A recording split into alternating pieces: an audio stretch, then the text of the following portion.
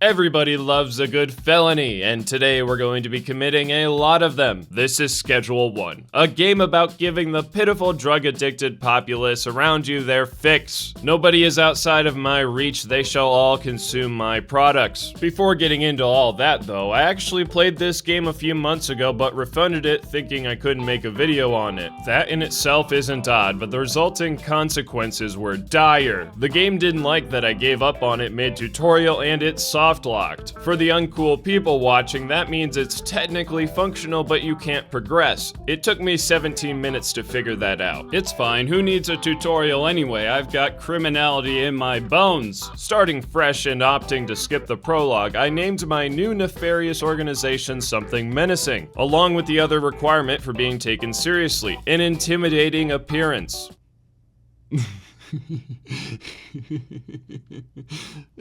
Konnichiwa.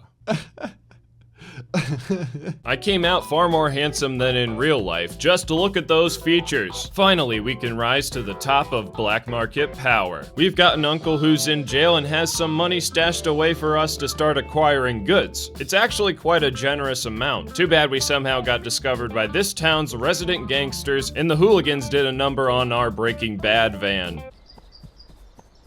That's great. It's a minor setback. Now we have to use a motel for the time being as our base of operations. The first thing I noticed about this place is that it's only a notch above a draconian military state. The nightly curfew is ridiculous and almost every block is crawling with officers ready to put their hands in your no-no places looking for contraband. Second was the on-the-nose President Nixon inside my motel room looking on disapprovingly of my actions. Third was the amount of scandalizing graffiti out in the open right where countless children could be scarred by it. Anywho, back to poisoning the citizens. It was surprisingly easy to acquire the necessary tools for high crime. The man in the shop where I bought everything asked me what line of work I was in and didn't believe me when I said drug dealer. He'll pay for that when I charge him for protection later. It'll be kneecap season for anyone late on rent. Getting the seeds that produce marijuana was easy as well. Just ask old Uncle Nelson. He knows a guy who knows a guy who knows a certain Congress member. With green in hand, I now need to capture new clients for my company, which is done by giving out free samples. Luckily, the poor side of town has residents with low standards. They'll accept my ditchweed, and after they're hooked, they give me the numbers of their easily pressured friends, adding more and more people to my client list. It works a little too well, as my ability to meet the demand is impossible via my jail cell-sized motel room. Good thing the old Chinese woman down the street has an apartment to sell above her restaurant. It'll do nicely as an interim home before my cocaine mansion, which if this game doesn't let me have, I'll leave a scathing negative review on Steam. I had to threaten the shopkeeper with my baseball bat because he looked at me funny. I'm on the edge because my phone keeps going off with all the junkies calling. Might have to use the bat on them too. The problem is I've got a total of 2 products right now, and that's just too much to keep track of. My great solution was to give myself a brief grace period by turning my phone on silent so I could fill my inventory with a single strain of Mary Jane. I doubled the amount of growers I owned to make ready for the incoming torrent of stoners who missed their ganja while I was ignoring them. While wandering around, I found a young lad in a park that definitely missed his health class's warnings about accepting things from strangers. Another loyal customer gained from that oversight. The police tried to pull a fast one by blocking off the bridge I just crossed. They forgot that there happens to be 2 bridges in this town, so it was hardly an inconvenience. To add insult to their grievous humiliation, I juked a cop who was outside my home. He didn't have the slightest chance to shove his hands in my pants. After opening back up for sales, I had some time to kill while waiting for a customer and discovered my latent superpowers upon launching a box into the sky. My strategy worked. I moved so much product it crippled the weed economy for hours to come. I ended my dope slinging stint with over $2,400. That's a number I can barely count to, but believe me, we're just getting started. I have way too much happy lettuce to sell alone, so I hired a soldier to help me distribute. Benji proved to be half the man I expected. He asked for 10 units and struggled to sell the 100 or so I shoved into his motel room. Uncle Nelson had a splendid idea. Why not spike the product with all manner of chemical additives to see what happens?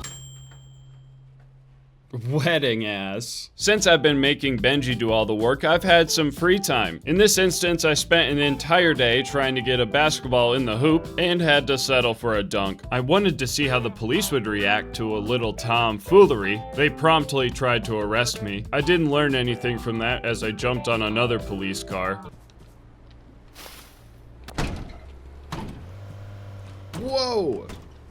I spent a good few hours working on a big, beautiful plan involving a property purchase. Every esteemed and highly influential person needs one thing, and that's a barn. But the government stopped me in my tracks like usual. Why do I have a deposit limit? Apparently you can't insert 25 grand into an ATM without the good boys at the IRS wanting a friendly chat which involves the ATF shooting your dog. Okay then, before we can play in the hay, we've got to launder some money. This laundromat seemed like a good call for the job, but you can only process $2,000 every 24 hours. I'll be back when this tediousness is completed. While I was acquiring the necessary funds, I bought a neat skateboard and had a grand time tearing it up and down the streets. I accidentally leveled a pedestrian, but I'm sure they're fine. Benji had some cash I needed to collect, but I misclicked and clocked him. He didn't hesitate to immediately stab me, then chase me around with his bloody knife to finish the hunt. I stared him down until he got over it, just a small quibble between friends. It was glorious when I bought the barn and filled an entire side with grow tents. Gone are the days of giving Benji a mere 100 items to sell. That's hardly a year in jail, and we're going for gold here, gentlemen. From now on, every square inch of his motel room is going to be covered in my goods. I've spent a lot of money in the past few paragraphs and am now hardly able to feed myself. Selling organic just isn't gonna cut it anymore. It's time for a level up, boys. It's time to break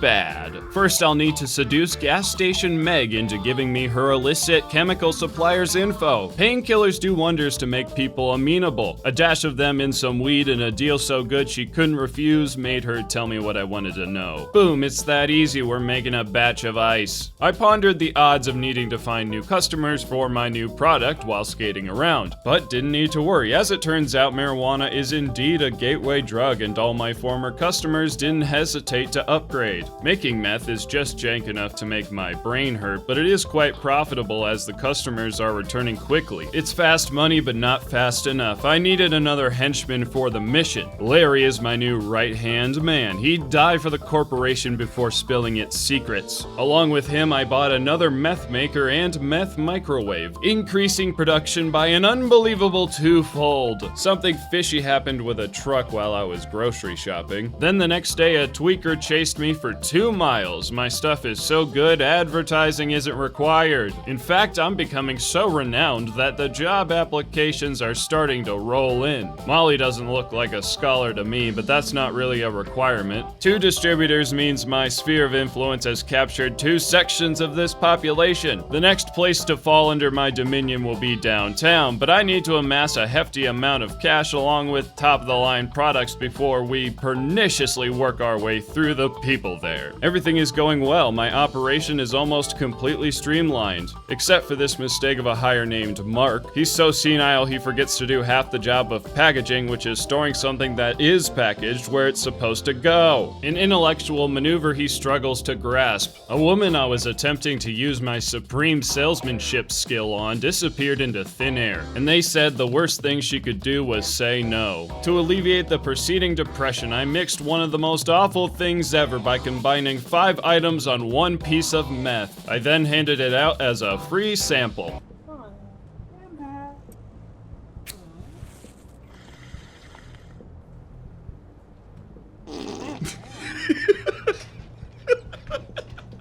Speaking of samples, I know exactly how to entice the masses of downtown. Instead of making abominable concoctions that cause people to shit themselves, why not go full Gordon Ramsay and make a delectable meth that's splendid to the general audience and not the trailer park-esque people I've been currently serving. While in the process of acquiring the ingredients, I had a close call with the cops. They found me knee-deep in a dumpster but hadn't the faintest clue how slippery I can be. The batch came out great, not sure why really. The mix was a little more than interesting. Regardless, it's time to introduce everyone to my new top-of-the-line ice. I entered downtown and seated myself comfortably inside the water fountain. Accosting the first person I could sell my goods to worked immediately. The effects looked even more torturous than before, but the customer loved it. Weirdly enough, the residents of downtown are into some bizarre stuff. Their favorite effects are forced and sudden sharding/projectile vomiting and added toxins/poison. Fun people, they must be the real life of the party.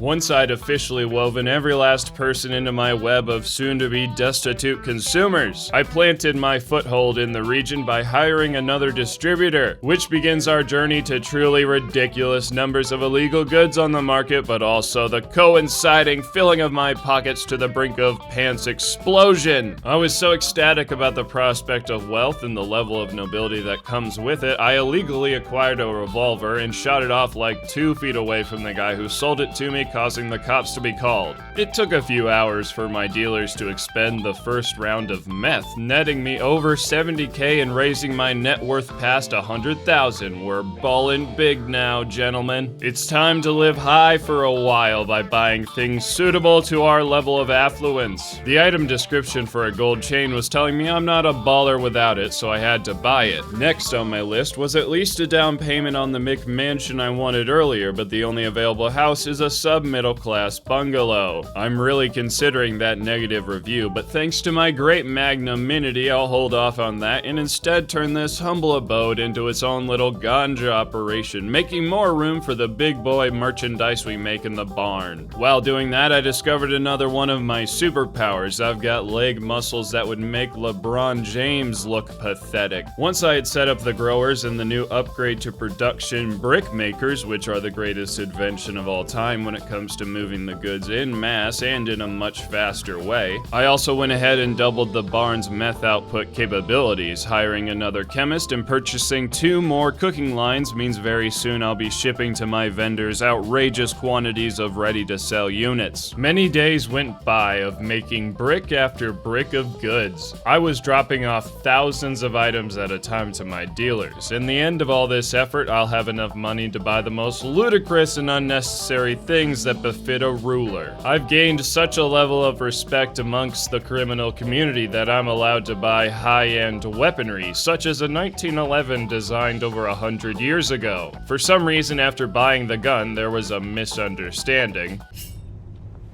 Yo, I just bought it from you. Yo, chill.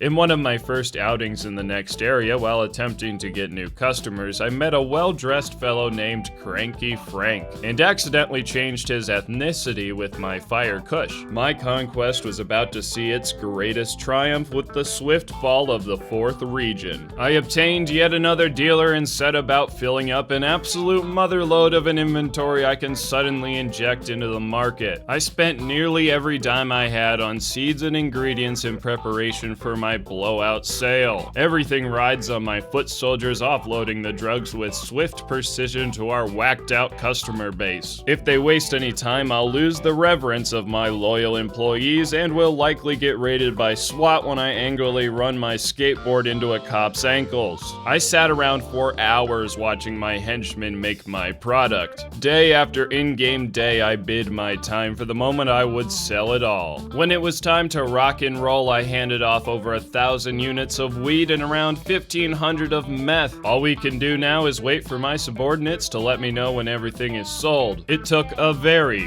very long time. I sat motionless for hours. It was agonizingly boring. On the plus side, I went from literally having $0 to my name to 270,000. You best believe it's time to party. I bought myself a kick-ass golden skateboard and ripped it so hard the women were practically screaming for wedding rings. Such harlots can't be entertained by a king. With great power comes great responsibility. In particular, the responsibility to dress in proper stud fashion. I looked dashing with some gold, and to finish the fit, Papa needed a Rolex. You know what else is a gangster requirement? An absolutely stylish whip, so I bought the most expensive car in town. It was a waste of 40 grand since my skateboard goes the same speed and handles dramatically better, but whatever. This is what victory is like. I've done it. All my dreams of success have been accomplished. Money, fame, power. It's the materialistic trifecta. I believe that means it's time to ride off into the sunset for now. If you enjoyed or want to see more Schedule 1, let me know in the comments below and subscribe. Have a great one.